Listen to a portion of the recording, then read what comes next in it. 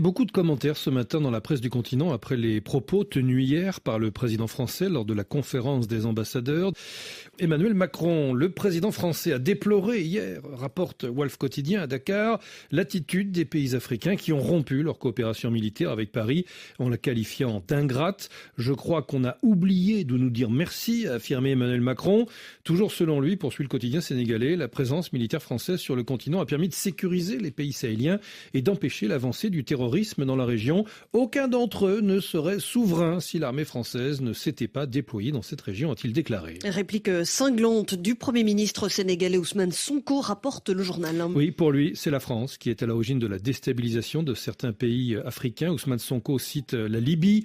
Paris était au premier plan dans la chute du régime de Kadhafi qui a conduit à la propagation des groupes djihadistes et de l'insécurité au Sahel. Et puis, le Premier ministre sénégalais a eu également cette petite phrase: si les soldats africains, quelquefois mobilisés de force, maltraités et finalement trahis, ne s'étaient pas déployés lors de la Seconde Guerre mondiale pour défendre la France, celle-ci serait peut-être aujourd'hui encore allemande.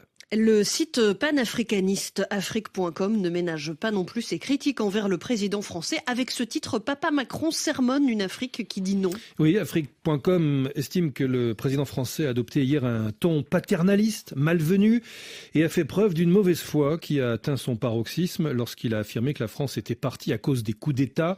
Cette déclaration, estime afrique.com, occulte délibérément les échecs de la politique française dans la région, l'inefficacité de la lutte antiterroriste et surtout la volonté populaire de voir partir les troupes françaises. En qualifiant de panafricanisme de bonne loi les revendications légitimes d'indépendance, Macron révèle son mépris pour les aspirations africaines à une véritable souveraineté. Certes, reconnaît pour sa part le pays au Burkina Faso. N'est-ce pas la France qui, en 2013, avait été appelée à la rescousse lorsque les djihadistes déferlaient sur Bamako? Oui, n'est-ce pas aussi la France qui avait volé au secours du régime de feu Idriss Déby Itno lorsque les rebelles étaient aux portes de N'Djamena? Alors oui, on le sait, admet encore le journal, la France, indéniablement, a répondu présente, là où certains de ses alliés avaient besoin d'elle.